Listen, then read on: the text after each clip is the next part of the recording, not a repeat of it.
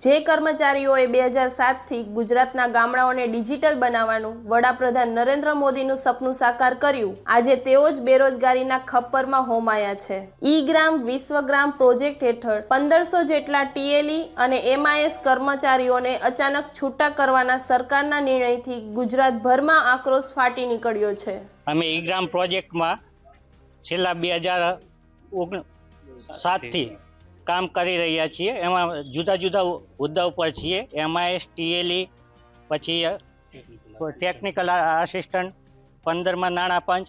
સરકારશ્રીએ 1 ફેબ્રુઆરીથી આશરે 1500 જેટલા કર્મચારીઓને અમને છૂટા કરવાનું કહેલ છે, તો અમારી આજીવિકાનું શું?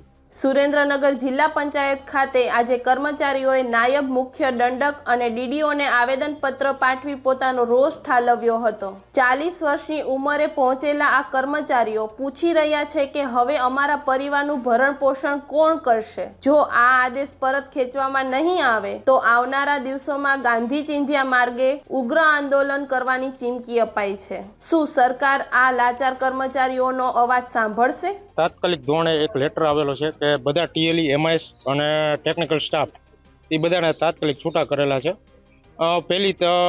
પહેલી ફેબ્રુઆરીથી બધાનો આ કાર્યક્રમ સમાપ્ત થાય છે। આવી તાત્કાલિક સરકાર એજન્સીનો આવો નિર્ણય છે, તો અમારી સરકારને એવી નમ્ર વિનંતી છે કે આ પ્રોજેક્ટ કાયમી કન્ટિન્યુ રાખે અને અમને બધાને જે હોદ્દા ઉપર છે એ બધાને કાયમી રાખે। તો બધા જ કર્મચારીઓને તાત્કાલિક છૂટા કરતા આશરે ગુજરાતમાં 1500 કર્મચારીઓને સરકાર એજન્સી દ્વારા આવો નિર્ણય લેવામાં આવ્યો છે।